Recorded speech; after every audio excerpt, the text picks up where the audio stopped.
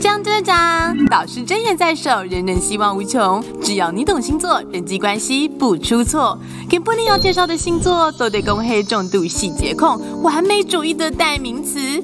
猛冲，就是你想到的那个星座，处女座。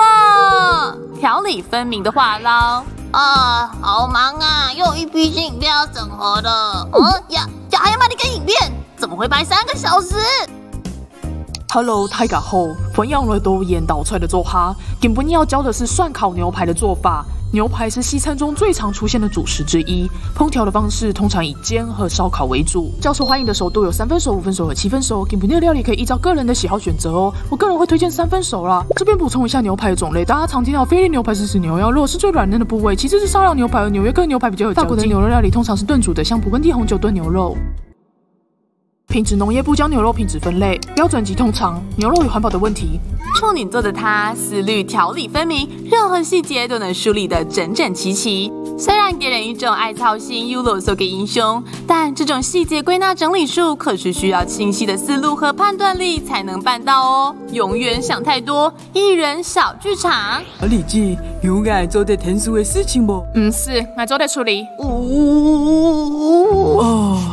该很不该问他，还是我刚刚的语气有不对吗？他为什么会这样对我说？可能他觉得我们没有熟到可以手扶天数的程度。他之前请我帮忙提带着的便当，我还以为我们之间不一样。他讨厌我，他不讨厌我，他讨厌我。请问可以点菜了吗？等等，我在想事情。哎呀，处女座的他特别容易有北宋，还会被身边的人说太钻牛角尖。但这是因为他们的情感细腻呀。处女座的各位啊，要适时的把自己的烦恼供出来哦。见树不见林，细节控。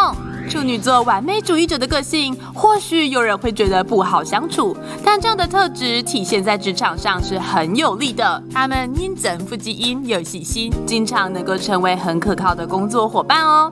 你身边是不是也有个这样的处女座呢？那么给布尼的讲秋豆芽告一段，等一会还有很多没讲哎，还有喜欢整洁啊、爱强烈啊、洁癖啊。我们除了细心以外，很谨慎啊，还有严谨啊，心思细腻啊。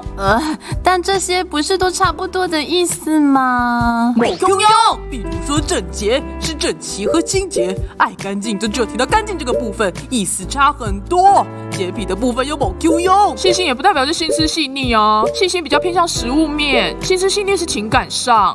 好哦，果然是处女座。